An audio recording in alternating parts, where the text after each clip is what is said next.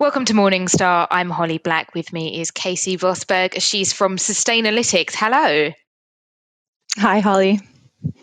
So we're thinking about International Women's Day this week, and you're looking at this from an ESG perspective, sustainable investing and matters of environment, social and governance. So you've done some research into the representation of women and diversity at companies, and something you've been looking at is what you call human capital risk. Do you want to tell us a bit about what that is? Yes, of course. So human capital is one of 20 material ESG issues, or MEIs, in Sustainalytics ESG risk rating.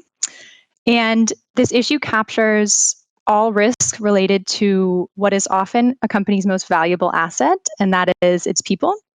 So we look at things like the strength of programs to attract, develop, and retain skilled staff. We consider performance KPIs like employee turnover and employee training. And we also assess the quality of a company's initiatives to achieve and maintain diversity, equity, and inclusion within its workforce. So let's talk more about that part of it. Why did you choose to delve into that bit of the topic when thinking about gender equality, and what have you found? Given this current environment, we wanted to understand how this gendered impact of COVID-19 affects companies' ESG risk profiles and which firms are best positioned to manage these risks and ultimately preserve and improve gender equity in their organizations. And what the data show is that despite meaningful progress in recent years, there are still important gaps and also significant divergence in company performance on diversity metrics. So just to give you an example from the article, while nearly 80% of companies have a robust human capital development program, and more than 60% of companies have a strong anti-discrimination policy, less than 20% of companies have strong initiatives to ensure gender pay equality. And by that, I mean things like conducting a global pay audit or reporting on gender pay gaps. And when it comes to board diversity, which is important for so many reasons, what we found is that there seems to be a disconnect between companies' intentions and their outcomes.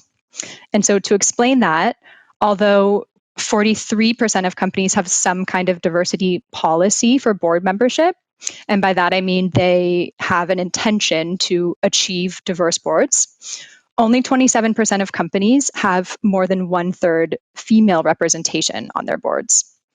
And even worse, 13% of companies, so over 550 companies we research, have no female board members, and over 700 companies have no female senior executives. So that is quite staggering. What are the risks involved in that? Yeah, so this is so important because research continues to show that diversity, and especially diverse management teams, is good for company value.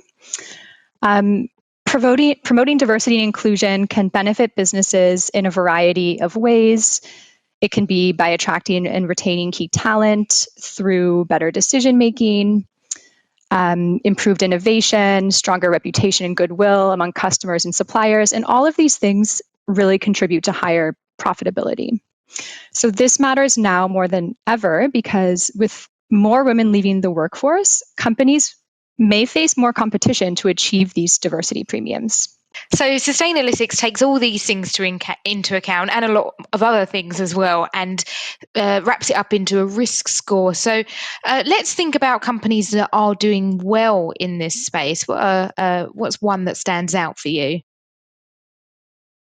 Sure. So we do have quite a few companies that are doing well. One company here in the Netherlands where I'm located is the Dutch bank ABN AMRO. And now the financial industry does have one of the worst gender gaps of all industries, and human capital is certainly a material ESG issue for banks. So most banks do have room to improve, especially when it comes to diverse management teams, and that includes ABN AMRO. But that said, The company does have a strong diversity program and a strong gender pay equality program that includes conducting a global pay audit.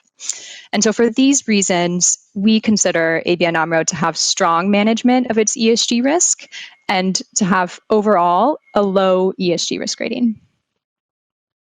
Kasey, thank you so much for your time. For Morningstar, I'm Holly Black.